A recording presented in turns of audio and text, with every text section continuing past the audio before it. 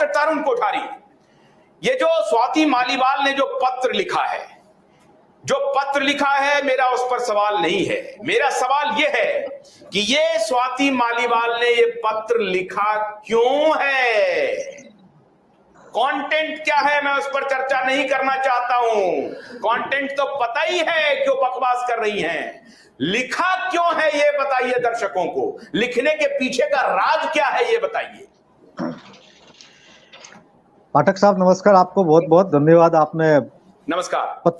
पत्रकारिता का एक सच्चा और एक ईमानदार जो पत्रकारिता होती है उसको प्रस्तुत किया है आपने।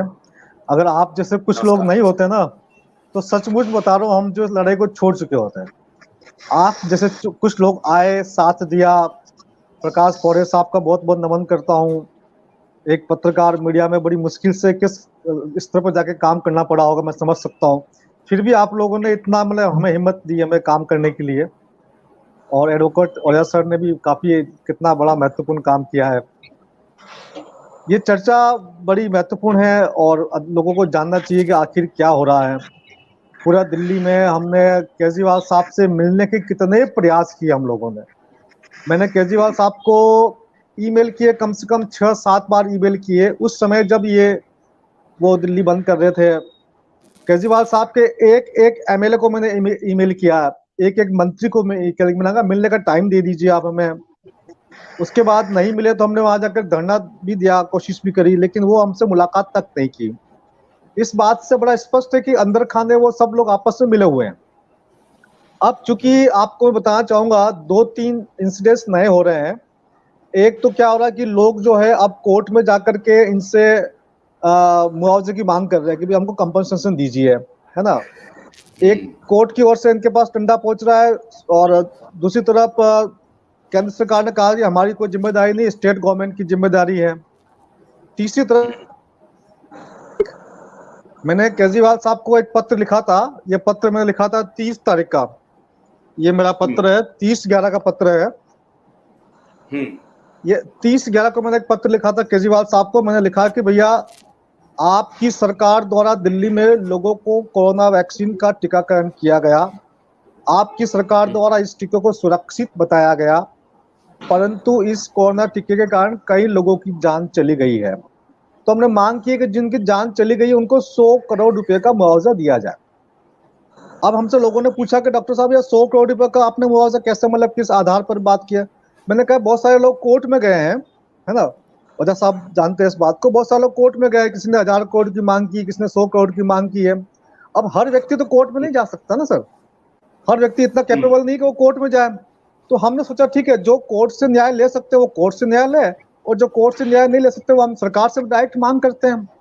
तो मैंने ये एक पत्र लिखा था 30/11 को, इसका कोई जवाब नहीं आया। तो उसके बाद मैंने एक रिमाइंडर पत्र लिखा उसको, केजरीवाल साहब को। ये मेरा एक रिमाइंडर पत्र है जो मैंने लिखा था दिल्ली सरकार को 8/12 को। इसके 7 दिन बाद ये मैंने एक रिमाइंडर पत्र लिखा था केजरीवाल साहब को। उस रिमाइंडर पत्र में मैंने फिर दोबारा लिखा कि हमें मिलने का टाइम दिया जाए। तो मेरे पास 9 तारीख को ईमेल आता है कि आप टाइम लेने के लिए कृपया ये नंबर है वहां बात कीजिए।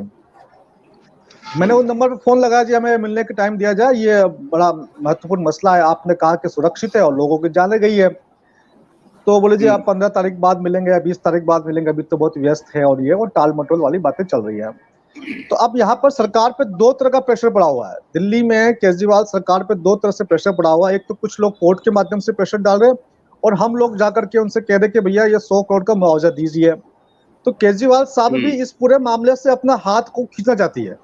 वो ये कहना चाहते हैं कि जो मौतें हो रही है ना, जो मौतें मतलब एक प्रकार से हमें संदेश दिया जा रहा है कि जो मौतें हो रही है वो वैक्सीन से नहीं हो रही है, वो तो भैया पोस्ट कोविड कॉम्प्लिकेशन से हो रही है।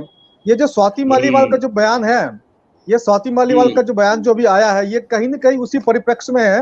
हमारे पत्र को ध्यान में रखते हुए इन लोगों ने मतलब तरह तरह के लोगों से कहलाना शुरू कर दिया कि भैया ये मौतें तो भैया देखो हम आईसीएमआर से पूछ रहे हैं कि मौतें क्यों हो रही है। अब इनको बात समझ में आ चुकी है कि ये पब्लिक अब इनको छोड़ने वाली नहीं है, चाहे वो लड़ाई लीगल तरीके से हो, चाहे लड़ाई उनके वहां जाकर के प्रोटेस्ट करने के हो। अगर लीगल तरीका फेल हो गया और प्रोटेस्ट का तरीका फेल हो गया तो पब्लिक को उग्र होने से कोई रोक नहीं पाएगा। ये तो बहुत सॉफ्ट तरीके है लीगल लड़ाई और किसी के वहां जाके डिमांड करना, ज्ञापन देना, ये तो बहुत सॉफ्ट तरीके हैं। अगर सरकार इन सॉफ्ट तरीके से नहीं मानेगी तो जनता कल को इनका क्या हाल करेगी। इनको याद करना चाहिए फ्रांस की क्रांति में क्या हुआ था। फ्रांस की क्रांति को याद करें और जनता की जो मांगे हैं, इनको जो मुआवजा है उनको ये पूरा करें। ओ, इसका मतलब अरे रे रे रे, तो कमाल हो गया, ये तो हमको भी नहीं मालूम था नीलेश जी। नीलेश जी, ये देखिए, ये खेल देखिए कितना शानदार तरुण जी ने बताया कि ये पत्र जो इनके तरफ से गया है, आपके जो कोर्ट में नोटिसेस जा रहे हैं नीलेश जी के या